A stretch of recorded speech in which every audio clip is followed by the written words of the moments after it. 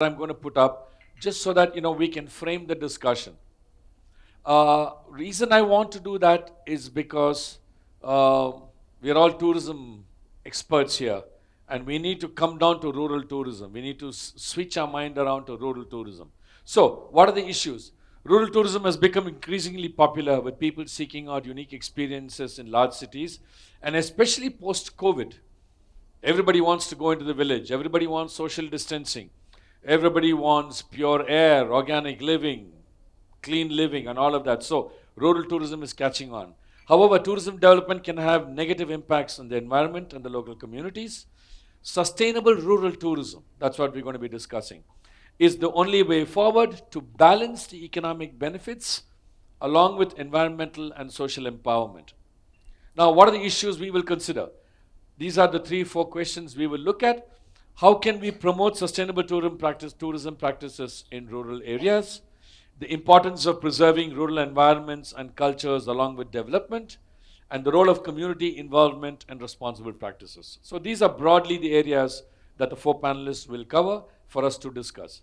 Now, I'll come to the introduction of the panelists a little later, but I want to now frame the discussion, just to give you a bit of background about myself.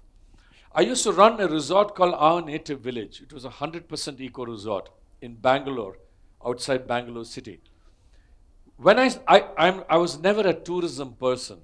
I got into tourism and I built this resort because I wanted to build a model for sustainable living. And I built that model successfully. 17 years ago, I wrote a book, and that work is done. Now, I have moved to what is known as Rasba Farm, which is a farm that I run, which is where I live. So I was just telling my panelists here, I grow culinary herbs, and I sun dry them, I bottle them, I sell them. So I'm a full-time farmer now. My vision in my farming is to build a sustainable model for integrated agriculture. When we say integrated agriculture, what do we mean? I mean value-added farming along with a tourism component onto it. Yes, the first priority is farming. Second priority is tourism. So that's what I want to frame now. I want to frame the validity of the conventional approach to tourism versus the approach for rural tourism. What do I mean by that? Normally we say in rural tourism, this is the challenge. Infrastructure. Rural areas often lack the necessary infrastructure for tourism, such as proper roads and connectivity. What's the farmer's voice? Because we have to start with the farmer. You are going into the rural community and you are going to spaces. When I say farmer, I'm using the word little loosely. I mean the entire rural community represented by the farmer. That's what I mean, yeah? But the farmer is saying, do we want too many people? We are not sure whether we want too many people. If the roads are bad, it will ensure that only the people who are very interested will visit our farms. Farmers want travelers who can appreciate their way of life. They don't want the mass tourism, right? So, what am I saying here? First, we have to think of the community, then we will think of tourism. That has to be the approach, but because I'm repeating this because we are in a sustainable tourism conference. All of us are wearing the tourism hats. And we don't want a situation where you have a tour operator bringing this huge bus and saying the roads are too narrow. How do I bring my tourists? We don't want buses for rural tourism, right? So I'm framing that particular issue. Second, rural areas may have limited resources such as funds, human resources, technology, and skills, which can limit their ability to develop and promote rural tourism. Do we want rural tourism to develop into a big mass tourism sector? If you ask the village communities and the farmers, they will say no. Our priority is our community, our village, our farm, then is the mass tourism that regular tourism speaks about. Then, there is a need to balance the need for economic growth through tourism with preserving local culture and traditions. This we're talking about local communities. Nobody preserves local traditions better than the local communities. Rural tourism is best for this kind of activity. When we talk of, people who went through the training a couple of days ago, pillar 3, which is culture aspects of tourism. Nobody can preserve that and balance it better than rural tourism. Next, rural tourism faces competition from mainland tourism, which often attracts larger numbers and can offer more developed infrastructure and amenities. Villages don't care about tourism.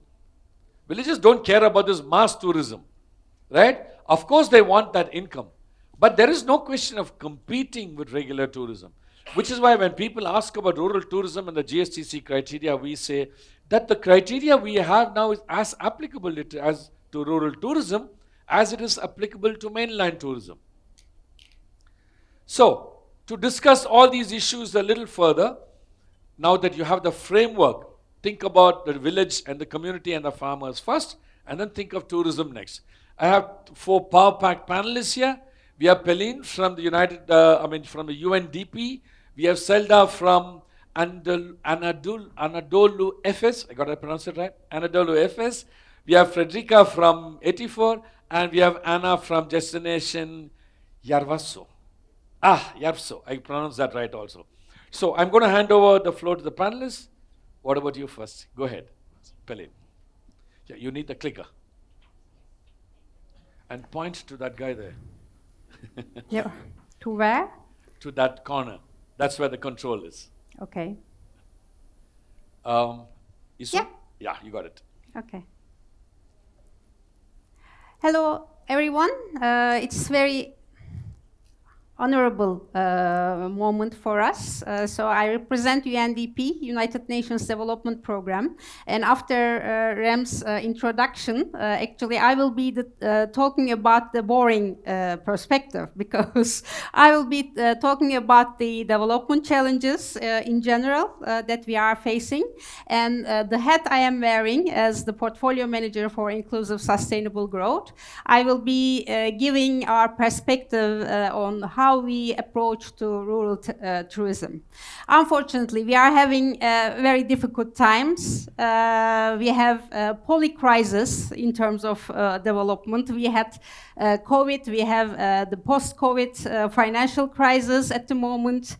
We have conflicts in the region and different parts of the world. We have earthquakes, unfortunately, we have natural disasters, and we have naturally climate change as one of the key challenges. And as time goes by, we are not talking about all these challenges as separate issues. Actually, they are all interconnected, and we need to come all together to achieve sustainable development goals that UN has set for 2030. It is the same time that SDGs are being criticized a lot because of the challenges that we are facing at the moment. But they are still the most comprehensible framework for development agenda. And unfortunately, we are falling behind.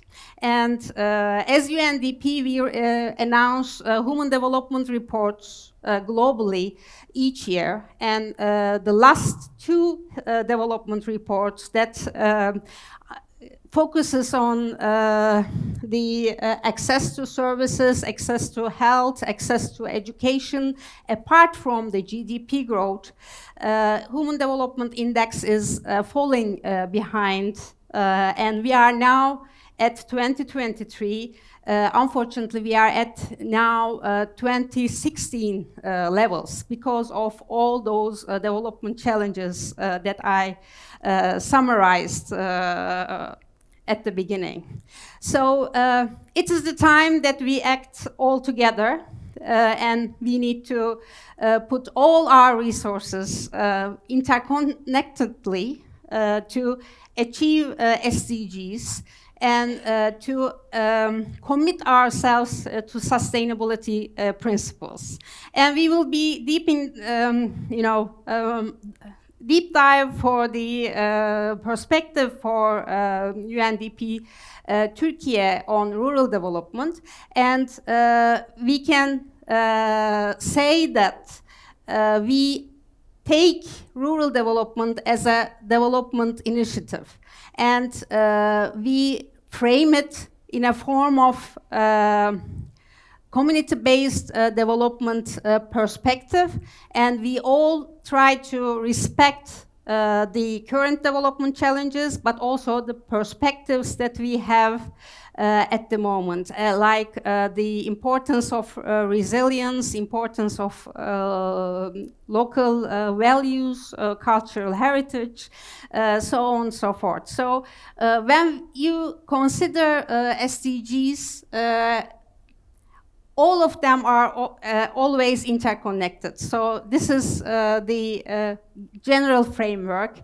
And although there are leakages and stepping back and forth, we need to continue to our commitment to the only world that we are living in.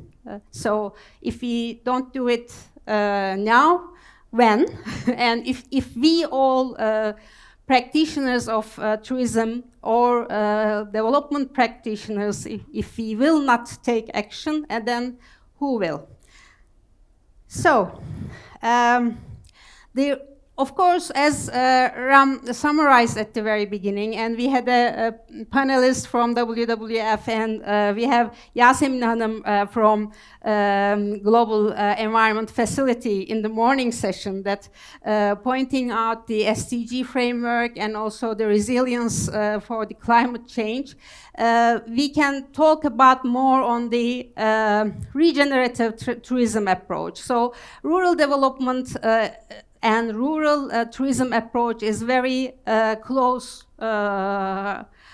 frameworks, and we need to focus on the environmental protection side, the social-cultural preservation, economic diversification of sustainability, and innovation and learning opportunities, as pointed out in the previous sessions.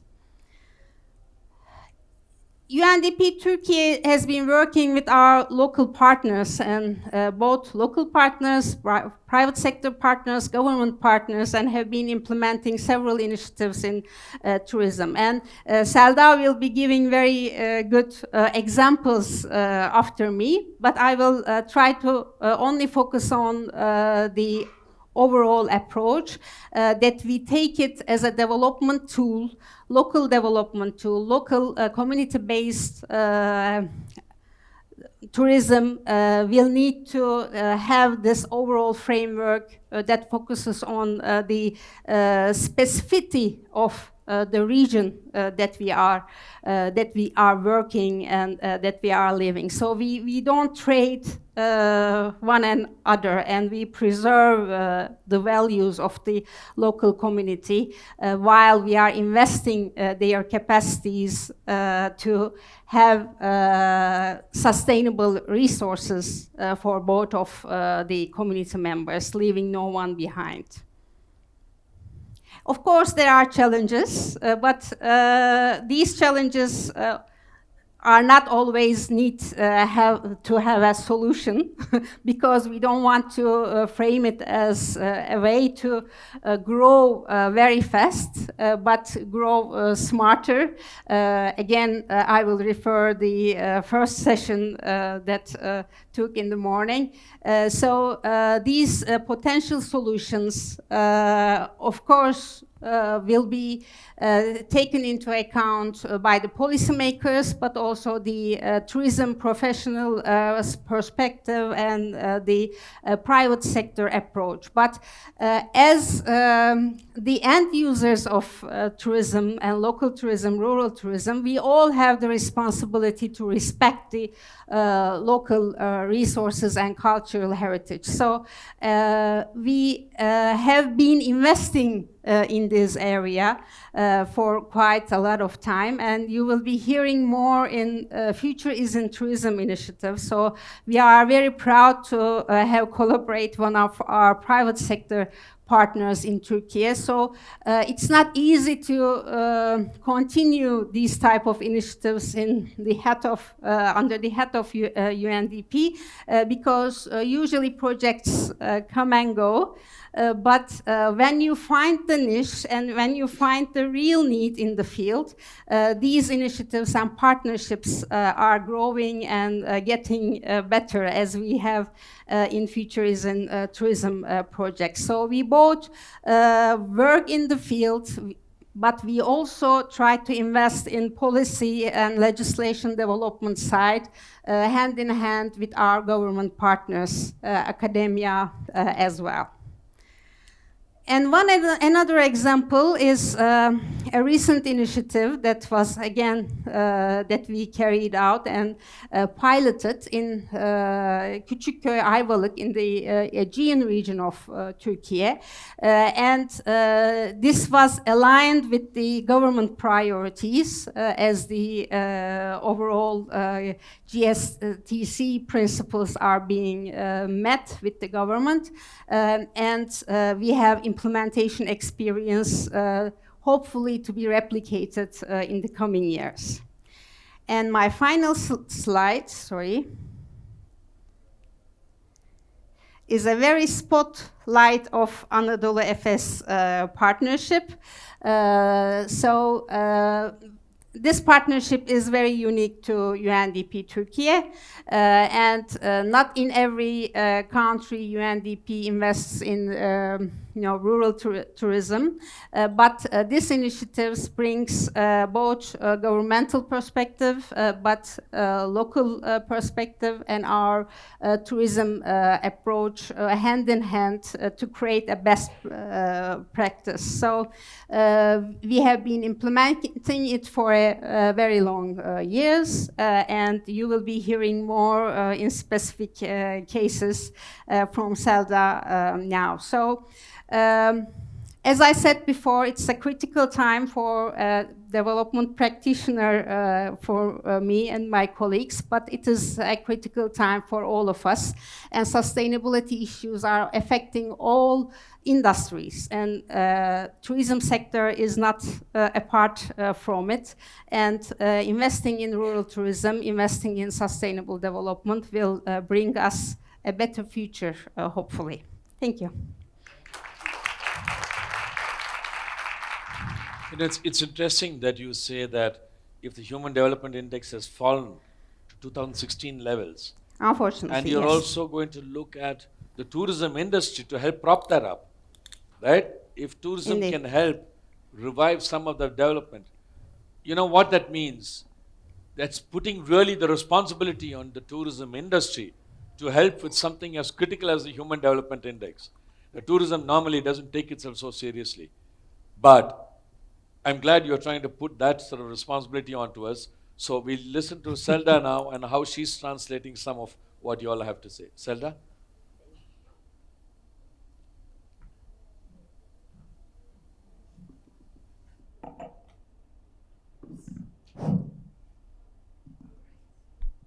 Well, good afternoon, everyone. Thanks for having us here. Before talking about the Futures in Tourism project, let me give you a couple of words about Anadolu Efes. We are a Turkish brewer company established back in 1969. Today we are the world's 9th and Europe's 5th largest beer company.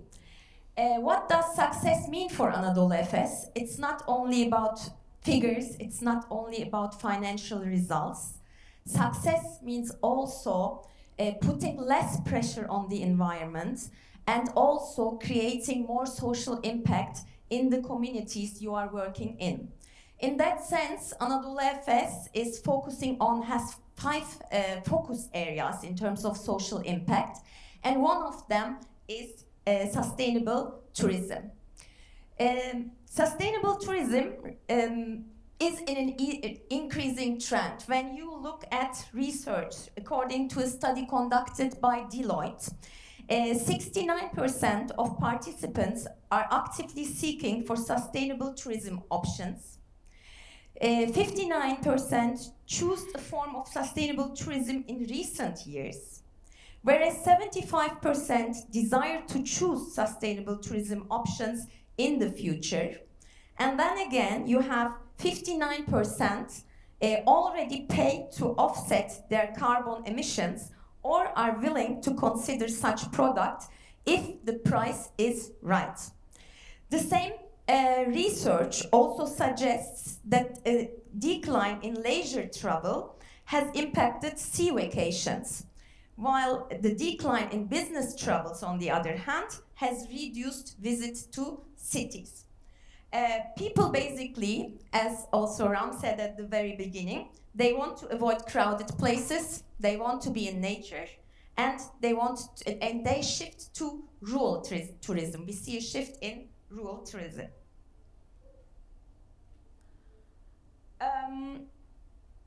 As Anadolu Efes, we are working on rural tourism for the past 16 years in partnership with UNDP Turkey and the Ministry of Culture and Tourism. We are actually leveraging sustainable tourism models to contribute to local development and especially to empower women in rural areas of the country, while also preserving, as Pelin has said, the cultural and natural resources of our country, while also sometimes discovering the hidden gems. That's also an important part for us. Our aim is to take tourism beyond the sea, sun, and the beach approach, which is only limited to a certain period of time, to a couple of months. And as part of this program, we provide funds, trainings, mentorship, as well as communication support to the projects, and we help them grow, basically. So far, we have supported 19 projects. Oops. Let me move to that. Okay. Changed a bit, okay. So far, we have supported 19 projects. We have cooperated with over 600 NGOs, with over 20 universities, and we have touched the lives of over 200,000 people, especially in rural areas. Reverse migration, bringing internet infrastructure to villages, let's say, designation of certain landscapes as conservation areas by the government, and also extending the duration of stay of visitors are just some of the positive outcomes of the project. We see the employment of women especially a critical part of the project because, as you all can imagine, women are agents of change, not only in families, but also in communities and also in the countries. According to OECD, women's economic participation, their ownership and control of productive assets speeds up development, helps overcome poverty, reduces inequality. Investing in women also produces a multiplier effect as women reinvest large portions of their income again back to their families and to the communities. And thanks to the Future in Tourism project, so far we have ensured we have provided sustainable job opportunities to over 500 women in rural areas. Okay. Developing or implementing sustainable tourism is not always very easy, as you can imagine. As Pelin has explained and as Ram has explained at the very beginning. Now, let me share some examples with you. What were the challenges we have faced and what sort of solutions we have found to implement these projects. Well, 8 years ago, we have supported a project in a small village called Kuyucuk. The main source of income in that village was livestock farming and agriculture. Villagers were growing lavender for over 40 years and selling them basically to medical or cosmetic companies mainly. 90% of Turkey's lavender production came from this very small village, Sparta, which is located in a lake region. But the villagers never thought that lavender fields could become a point of attraction for tourists. And there was little belief that lavender could actually add value to the local communities. To overcome that belief and break the resistance in the village, among the villagers actually, we have organized a field trip to France. And when they got there, they realized that lavender was just not a plant. They saw, for example, that they could make ice cream out of lavender. Or they saw that people were visiting the lavender fields to take stunning Instagram photos. This was very motivating for them, and upon their return from Marseille, things started to change in Cuyahoga. After receiving several trainings on several subjects and developing their skills actually, some of the women opened small coffee shops, other guest houses to provide an off-track experience to travelers. They started to produce lavender soaps. They created their own brand and started selling lavender bouquets to supermarkets to all around Turkey. Cuyahoga was receiving only 10,000 visitors per year before the project. And right before the pandemic, they reached 1 million visitors per year. And that had a great positive impact on local development and on the livelihood of all the people. Another example, let me take you to Mardin, which is a city in the southeastern Anatolian region and very famous actually for its old stone houses. Mardin was one of the places that was included into the Future is in Tourism program. Here we have actually supported a foundation called KEDEV, which is mainly working for the empowerment for women. As in many places of the world, female workplace participation, especially in rural areas of the country, is a development area for Turkey as well. And to include women in economic life in Mardin, KEDEV saw potential in that area of tourism and wanted to open small guest houses. Together with KEDEV, we had to confront some, let's say, and overcome some cultural and social norms that were holding back women actually from participating to the economic life. We needed to understand and change the mindset of men. For example, men didn't want their wives to work at workplaces with other men. And they also said women have care and household responsibilities.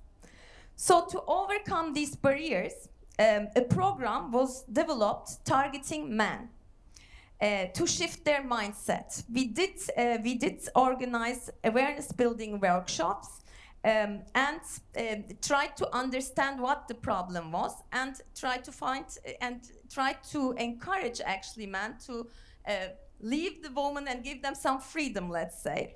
And after these awareness building workshops, we have decided to open guest houses who were only operated by women. So, and meanwhile, we opened childcare centers close to the guest house and find a solution for these women as well in that sense. So the first woman-operated guest house became a success story actually and received many special awards. Once women started generating income, they became self-confident, of course, and were able to raise their voices. The guest house set a local model and encouraged other women to establish small businesses, such as small shops, let's say, in the area of tourism. My last example is from Ovacık. Ovacık is a small forest village only 40 minutes away from Istanbul. As part of the project here, an old village school was restored. It was actually transformed to an experience center allocated to the Ovacık Women Seed Association. Here, they were planning to organize culinary workshops and serve actually homemade food to their guests. However, they were reluctant if they could attract guests from Istanbul to Ovacık. So we have included and integrated a very well-known and famous chef to that program, a woman called Refika Birgül. She is famous. She's doing TV programs, etc. And Refika, she was working hand in hand with all these women, and the women they got self-confidence, and today the One Day in Ovacık project is gaining international appreciation as well. It has recently been included in a book written by a professor from Canada as one of the best demonstrated practices in ecotourism. And we have many more projects like these, empowering women and contributing to local development. But I will stop here. And I will just say that we as Anadolu Efes, we will continue to support sustainable tourism in the future as well. Thank you. Thank you, Selda. I think here you've seen a massive scale in which, a company like that can take, 200,000 people, million visitors, and apply them, in a rural setting, which is an interesting model in itself. Now let's listen to you, Frederica, on what 84 has been doing, and she's going to give us some nice examples of much smaller, sweeter kind of projects. So, all yours. Take it away. Good evening, good afternoon, buon pomeriggio. It's a pleasure to be here attending the GSTC conference together with my colleagues Diego Gallo and Alessia Florentino. I'm project officer at 84, so we are a spin-off of the University of Padova, and recently we also gained the B Corp certification. I am no CEO, I don't have a PhD, but I am lucky enough to work together with local partners that strive every day to implement sustainability practices in their territories. So that's why we wanted to lead you in this journey across some Italian destinations to understand some of the practices. I've already seen many connections also with the Turkey case, but of course each country has its peculiarities.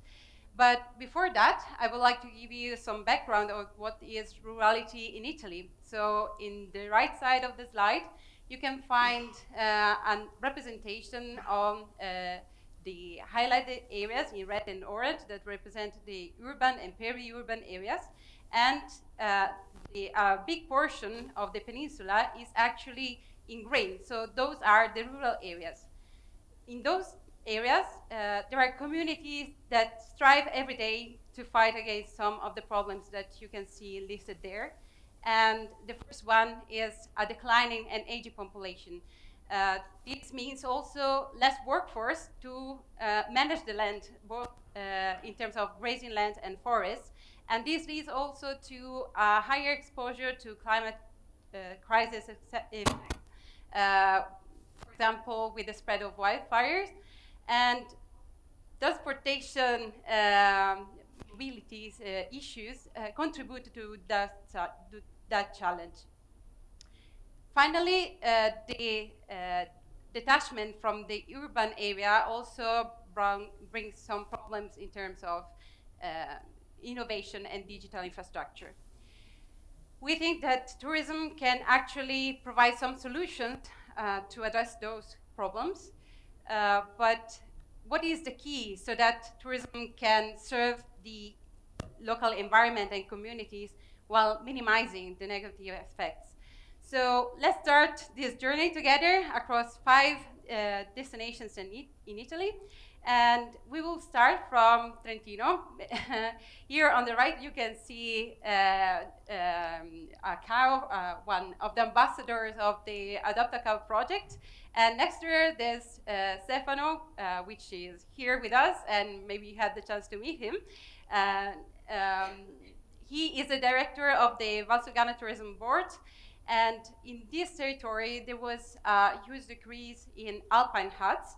So given that they were bringing a lot of value to the territory, both in economic, environmental, and also heritage terms, the Valsugana Tourism Board decided to support alpine huts.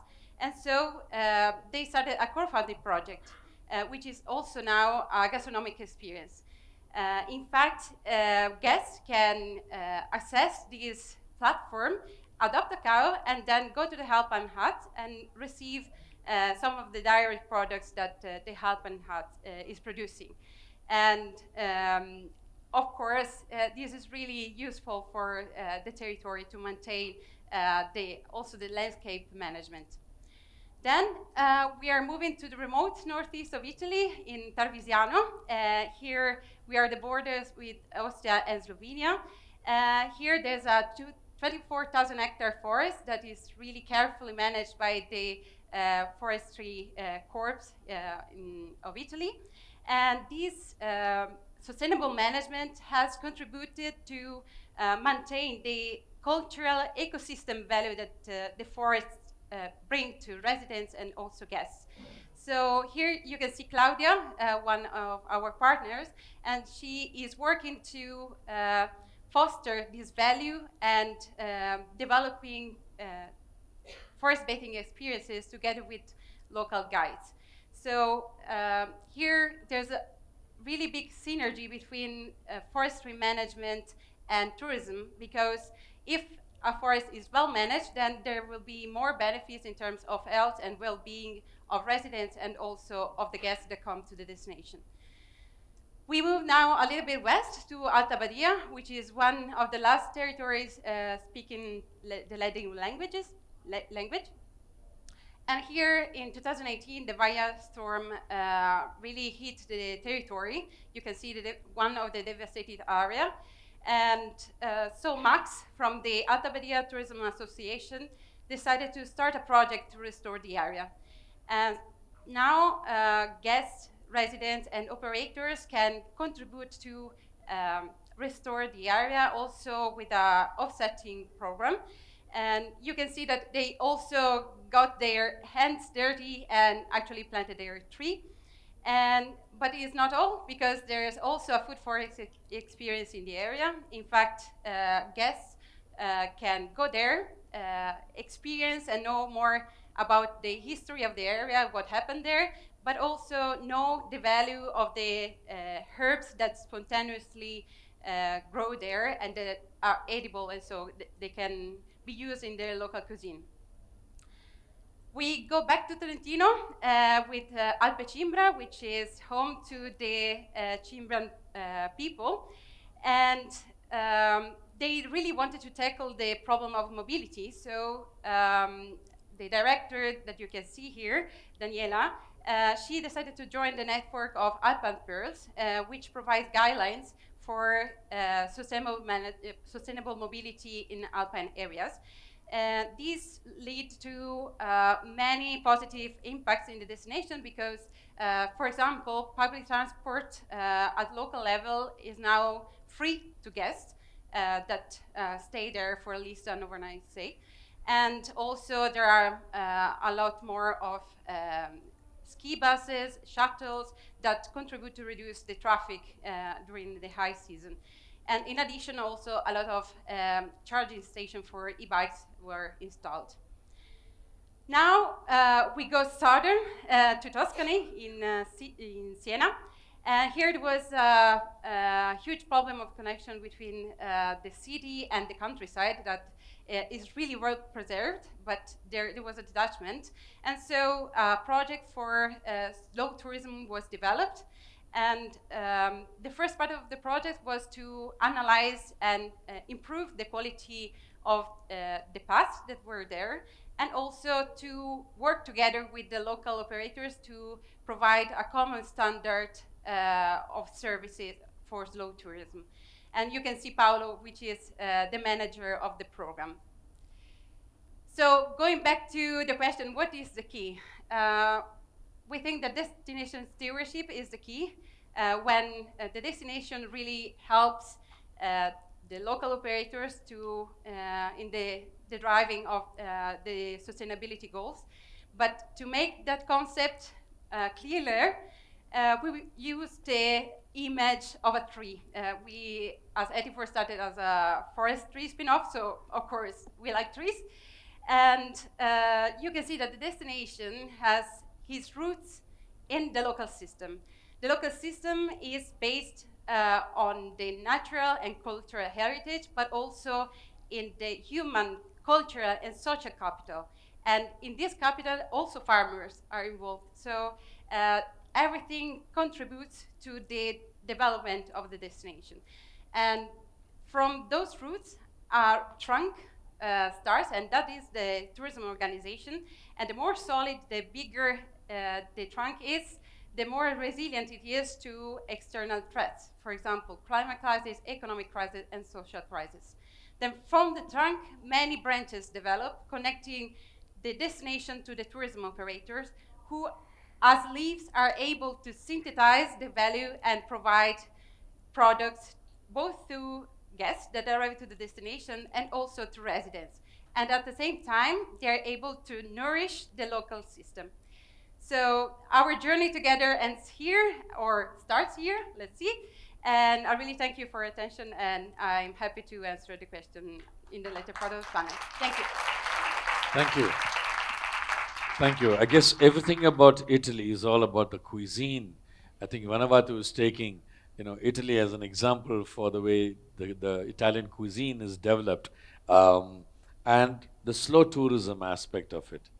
You're in rural Italy. Nothing happens quickly, like in any rural community anywhere, right? Sure. So from there we will move to Sweden. We move to Sweden. Yes, and we move to Sweden and we listen to Anna's case. So, thank you for having me. I would like to please ask you all to stand up. Stretch your legs. Just shake. And then you can sit again, so you don't fall asleep while I'm doing this presentation. And you should be lucky, because we actually talked about making you do squats, so you get the light version. So my name is actually Anna-Lena, but that is so hard to pronounce, so let's stick with Anna in this. I come from a small all-year-round destination in the middle of Sweden. Home is where the heart is. In 2021, we became the first destination in Sweden to achieve silver certification on Earthcheck destination standard, which meet also the sustainable criteria for destinations for the GSTC. You see, Sweden is a long country. You will be coming there next year, right? I'm also fortunate to be a member of the Swedish Nature and Ecotourism Association. I'm in the board. An organization that works to improve nature-based tourism and to promote sustainability in the industry. The association also owns the Nature Best labeling system. When the system first was launched in 2002, it was one of the first world's only labeling system for eco-friendly businesses. The criteria and methods used in Nature's Best were even used as a references in creating the GSTC criteria. And now the Nature's Best is almost just an inch of becoming recognized by the GSTC in its proper way. So, one of the unique conditions and opportunity that Swedish countryside offers is the right of public access. This right allows everyone to roam free, explore the beauty of our country, as long as visitors do not disturb or do not destroy. They are welcome to enjoy nature as much as they want. The right of public access allows people to enjoy most private lands and public lands in Sweden. And that includes picking berries, mushrooms, hiking and biking, as long as they do so responsibly and with consideration for other people's property and the environment. When it comes to tourism based on the countryside, they often focus on nature experience. By preserving forests and lands, businesses can find new and non-traditional way to make businesses opportunities, but also contributing to diversity, biodiversity. This not only benefits the tourism industry, but also has the local community and the environment.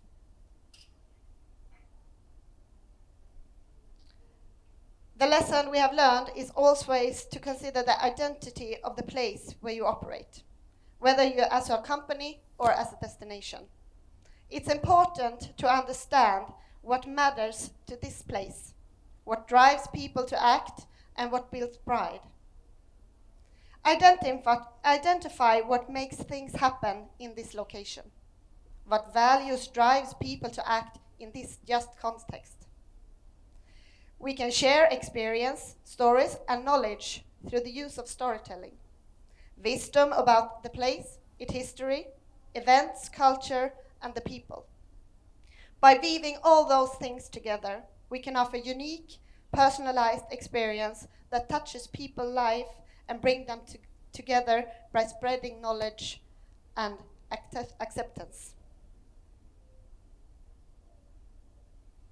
We have also been working a lot during the work with the certification progress. We identify the difference between objectives and means. Our objective is a vibrant countryside, a place where I can live, my children can grow up, they can go to school, my parents can grow old, a place where we all can have a good quality of life. Our means to achieve this is through a good, sustainable tourism industry, which provides, of course, expanded community service, offers that products and activities that promote an active lifestyle and public health. And at the same time, as you all may know, it generates tax revenues and employment opportunities. Finally, and perhaps one of the key issues, is that a thriving sustainable tourism industry also contributes with attractiveness of the area, which can lead to an increase of new residents, which is crucial for development and growth of rural communities. I would also like to highlight the importance of collaboration, both between businesses but also across sectors, including the trade, public sector, but also, and perhaps most importantly, the civil society. Our experience has shown that when we work together and engage in constructive dialogue, we are more likely to achieve our goals, and more creative initiatives comes when 1 and 1 becomes 3. By joining forces and encouraging participations from all stakeholders, we can create a stronger and more sustainable future for our communities. This is also how we have organized Järvsö's Green Team, the steering committee that works on sustainability issue and is linked to the certification progress. We have participants from all 3 sectors, and that is considered as a best practice because it provides a deeper sense of commitment and involvement in the work. Time's running up. So, using sustainability certification and labeling system provides a structured approach in addressing sustainability challenges. They guide business as well as destination on improving their sustainability performing and building on their strength. This approach ensures that all sustainability aspects are considered, which benefits the local economy, the environment, and the community, but also the people. The process also offers valuable insights and knowledge, helping business to stay competitive and contribute to the growth of the entire community. So, development of the rural area often occurs dynamically, and it can be frustrating when the program seems slow, especially like people like us, who those working on development issues on a daily basis and have a clear vision or goal in mind. However, there may be something healthy and sustainable about this slow and steady approach to long-term development. Perhaps this persistence adds to value and should be respected and trusted. It may be the way to build a strong foundation, gain support from others, and create good ambassadors and sustainable hospitality over long term. Do things that feels good in the stomach and in the heart, and being kind to yourself, to others, and to the planet. Thank you. Thank you so much, participants, for letting me have your knowledge and share it with us. Thank you. Thank you. Thank you very much, Anna. So there you have it. You have like from the macro, which is a large UN agency, down to a large company, and then you have a cluster of examples, and the destination that Anna just spoke about. So I think now we've had a beautiful discussion on the whole width of it, right? We haven't left out any sector of rural tourism, let's put it that way, either in size or scope. So it's interesting. So I urge you all, if you all have any questions, to put it on Slido so that we can start looking at the questions, and I'm going to start going through some other questions. I think one of the first questions that's been asked here by Cherise, she comes from Vanuatu, and they're very, very interested in looking at, and they came here to listen to our panel because they're going to take away a lot of inputs from us. The question is, how can rural communities protect their areas from negative impacts of tourism, such as housing transition to holiday houses, increased rents, inflations, etc.? In fact, this is something that we've seen happening. Venice is a classic example. In fact, during my training program for my students who were here, we spoke about Venice extensively, where you have Venetians moving out because it's far more lucrative to rent their house out to Airbnb on a long-term basis and move out. So like Salvatore Setteri in his book says, what is Venice without the Venetians? Right? So there is that danger here. So I'm going to ask you this question, Pelin. Okay. As UNDP is helping, raise the Human Development Index, we want, prosperity in the rural households. Is UNDP looking at this as an issue? Because we have enough examples. Venice is one example I gave. There are multiple examples like that from around the world. Yeah.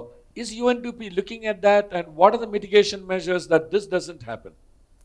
Actually, UNDP works at the very local level, but collaborates in terms of the local context, and puts all resources together before start doing something new in the initiative. So we don't just, land the initiative into the area, but we try to engage the local partners into the process as a participatory development process. So if there is not a will, if there is not a commitment from the local partners, it is really hard to make something in the local areas. But do you have like a criteria for the local partners to tell them, sure, we've got to be careful to ensure that, sure, the specific example, sure, people don't give up the homes and just rent it and move away to Spain or somewhere? Actually, we, in all the initiatives that we developed, we run a very, detailed environmental and social screening procedure before starting. Okay. And it has many different layers of questions. So inclusive approach is one of our main principles. So if we don't respect the local values, if we don't respect the community's voice into the initiative, then we cannot start and just do something just for the sake of doing it.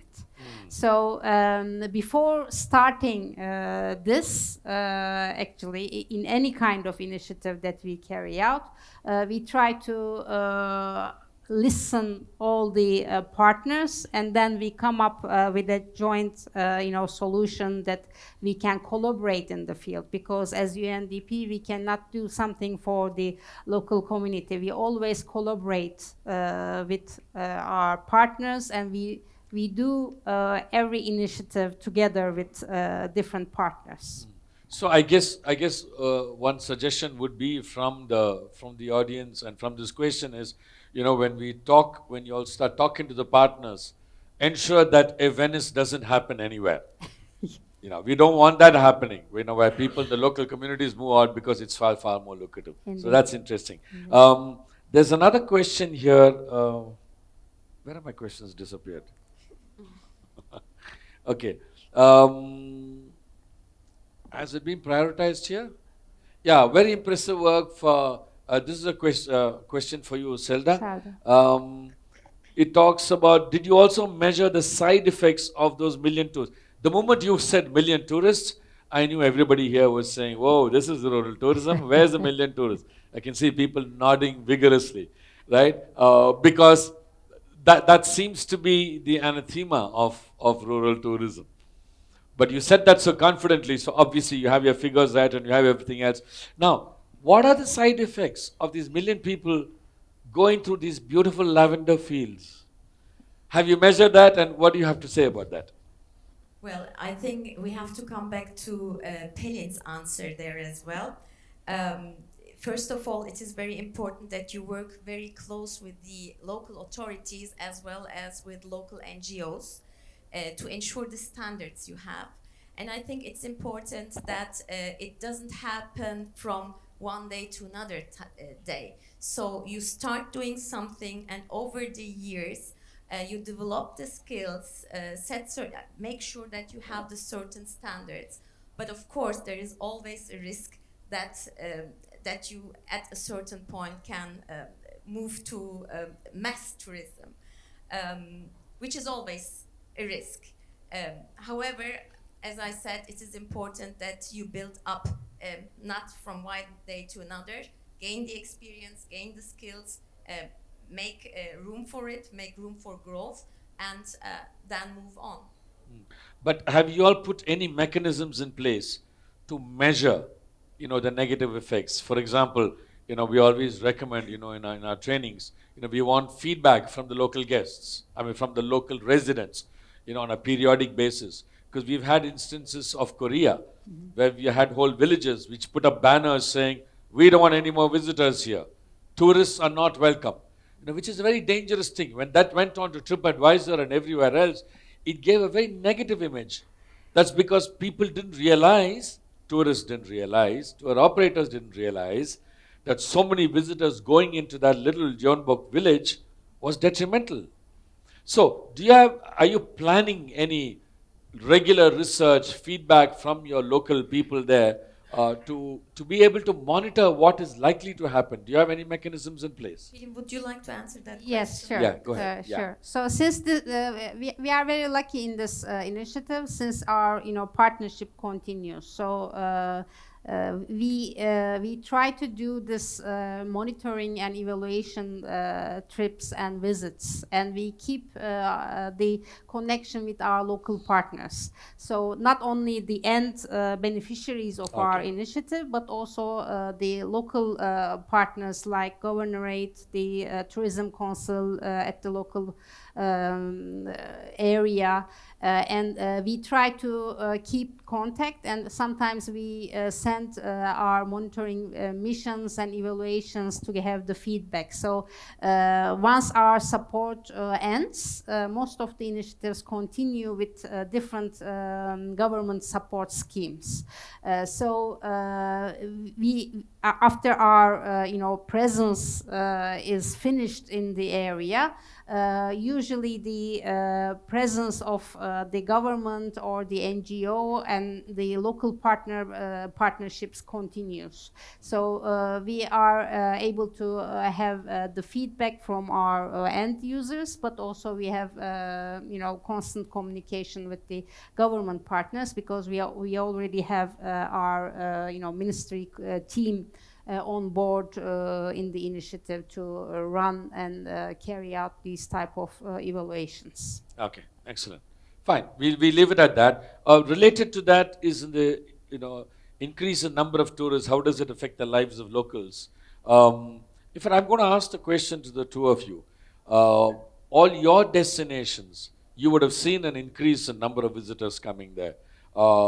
If you can go first, Frederica, and tell us, how has it affected the lives of the locals? Do they like it? Don't they like it? What is the situation? Can you explain to us?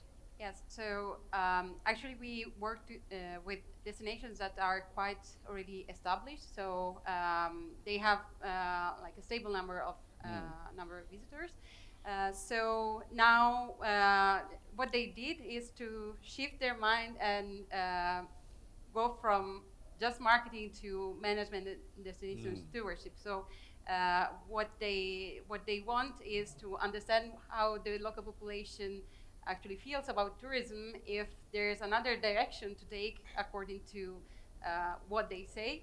And this is why usually when we support destinations, we start always with a consultation of the local community to understand their feelings and if they identify with the sustainable model that is already existing or that is provided. So yes, mixed feelings and depending on the different destination.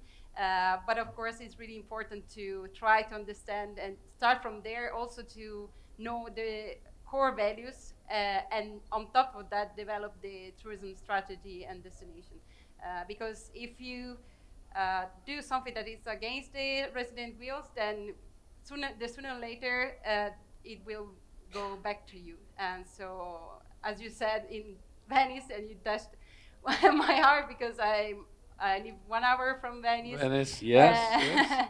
And yeah, it's like the place of my heart, but and We have a again, challenge full today. of Yeah.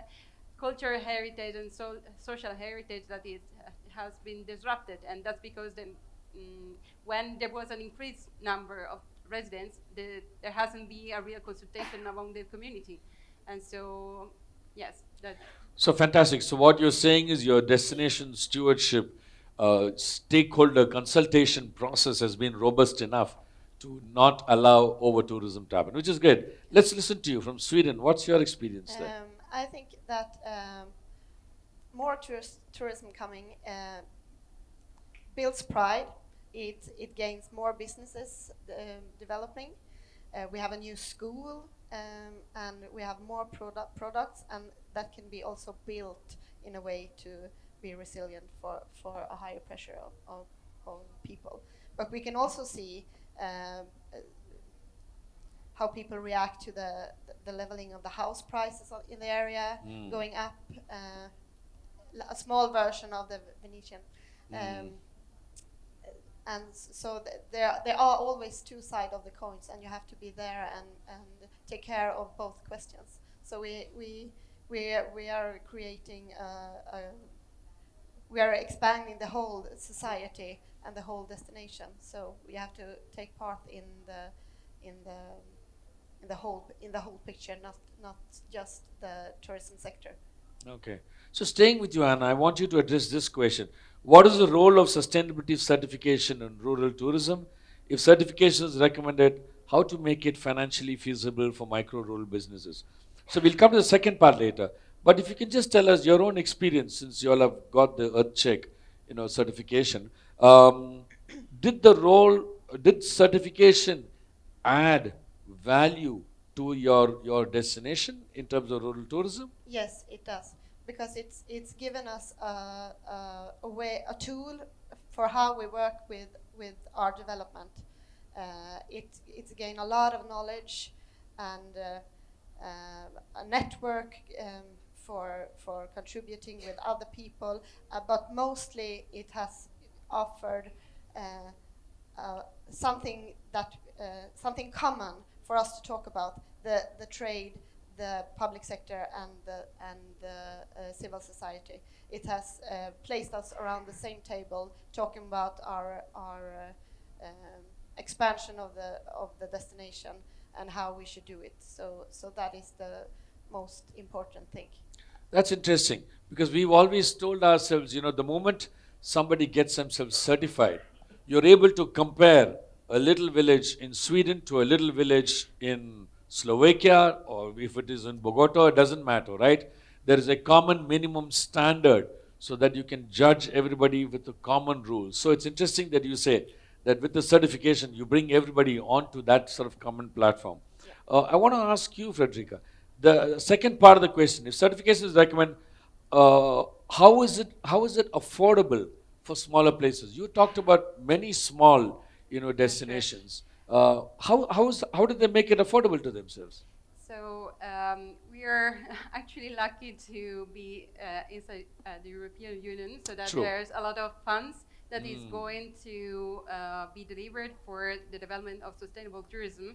So both for accommodations and destinations, we started many European cooperation projects to finance also that cost.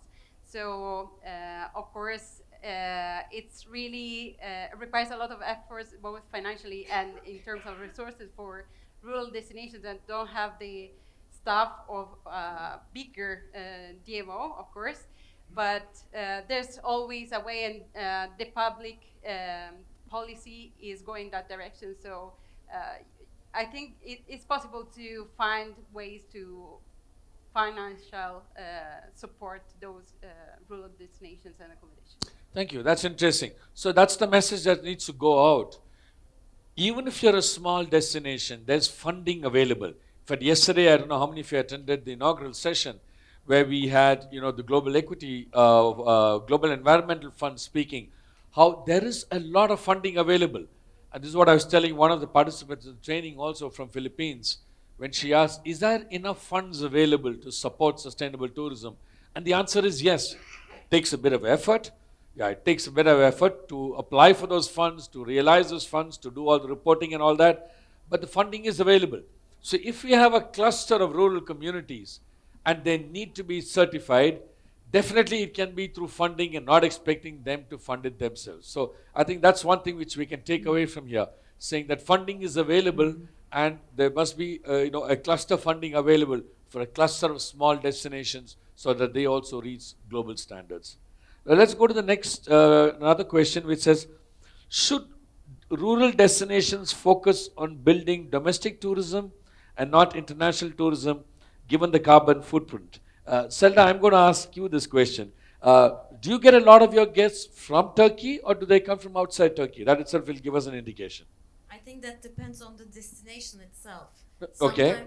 Sometimes it's attractive for Turkish people. For instance, if we talk about the Lavender village, it's like a route that is preferred mainly by Turkish Local. people, I would say. But if you talk about Cars. cars, for instance, which is again in the eastern part of Turkey, it has become, for example, one of the cheese routes. It has been included into the cheese routes. It is among the 18th cheese routes in the world. So I think that one has a potential for international tourists as well. But even if it's international or local tourists, I think it's important to have responsible tourists. And that's the most important part, and that's what we are trying to promote in the Futures in Tourism project as well. Okay, thank you. Here's one question, and I've heard this question during the training also. In your country, do you receive pushback from urban DMOs to the National Tourism Board promoting rural tourism in their destination marketing? It's happened in a lot of places where the urban tourism organizations get a little upset when you're suddenly dragging everybody from the urban space, into the rural space. So has there been any conflict? I mean, Frederica, if you can answer that. Has there been any conflict between the urban DMOs and they pushing people into the rural place? I mean, this is, for example, the case of Siena, where there's the urban area and then there's real developed countryside all around. And what we've seen is that there's actually a synergy between the two. And since many times people actually invade somehow the city in some moments of the year, it's better if they go to the rural areas and benefit also those territories and not just stay there, take the picture, and then go away. I wouldn't see these clash between the two, but more of a synergy in the tourism development. Yes. Yeah, okay. Okay, I think we're almost running out of time. I'll take one more question. If you can take this question, Pelin. Okay. Given the potential impact of tourism development, what human resources are needed to maintain effective stewardship, not needed when there is limited tourism? Do you have a view on this? What kind of human resources are needed to ensure that, because when we talk about proper destination stewardship, We are talking about people who are knowledgeable about sustainability issues, knowledgeable of stakeholder consultations. Not everybody understands, Agenda 21, the United Nations, and how to do stakeholder consultation. So what kind of human resource needs will be there, will come up to push this kind of, rural tourism?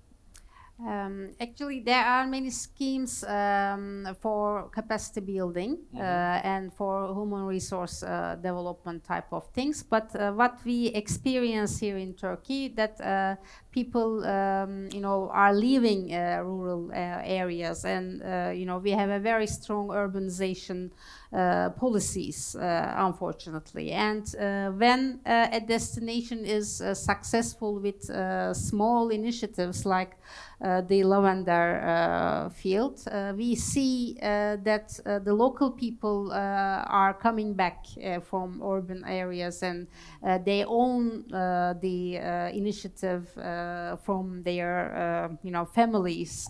And youngsters, the young population, are more digital literate, and they are benefiting from social media, digital marketing solutions, and we are experiencing those type of things. But we also have support schemes to have short-term capacity building programs, certification programs. But what we also see that if we have a leader in the area, in the rural area, which is influential in the community, then it is it becomes easier And to perhaps people. more Yes. effective also. Yes. So if we have this type of leadership in the area, then and they see something, some changes happening, and if they have a will and commitment, and they easily take the decision